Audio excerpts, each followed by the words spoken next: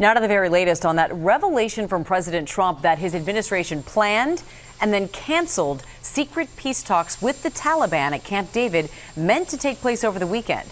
Senior White House correspondent Cecilia Vega is in Washington with all the latest on this story. Good morning, Cecilia. Good morning, Amy. This came as a huge surprise to almost everyone here in Washington. The president planning to secretly meet with the Taliban right here on U.S. soil, but just as soon as he announced these talks, he called them off.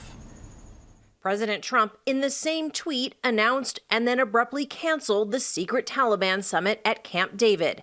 He wrote, unbeknownst to almost everyone, the major Taliban leaders and separately the president of Afghanistan were going to secretly meet with me at Camp David on Sunday. The president blaming a Kabul suicide bombing 3 days earlier that left a dozen people dead, including Sergeant First Class Elise Angel Barreto Ortiz, the 16th American killed in combat there this year. President Trump writing, I immediately canceled the meeting and called off peace negotiations. That abrupt cancellation came just days after principles of a peace deal had been reached that would have brought home more than 5,000 U.S. troops serving in Afghanistan.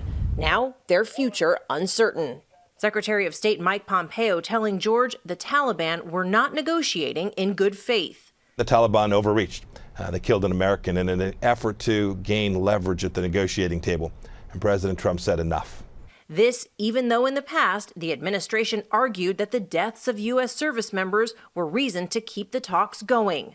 That the surprise summit would have taken place at Camp David just days before the September 11th anniversary left lawmakers in both parties stunned. It's just another example of the president treating foreign policy like it's some kind of game show. This isn't a game show. These are terrorists. Republican Congresswoman Liz Cheney tweeting, Camp David is where America's leaders met to plan our response after 9/11. No member of the Taliban should ever set foot there. And now the Taliban is responding, saying, quote, this will harm America more than anyone else. They say this will lead to more American deaths there. 14,000 U.S. troops remain in Afghanistan right now. President Trump has long advocated to get America out of its longest running war. The question now, George, what happens to these troops? More than 5,000 of them were supposed to come home as part of these failed talks. Yeah, some indication the president wants to bring them home anyway. Okay, Cecilia, thanks very much.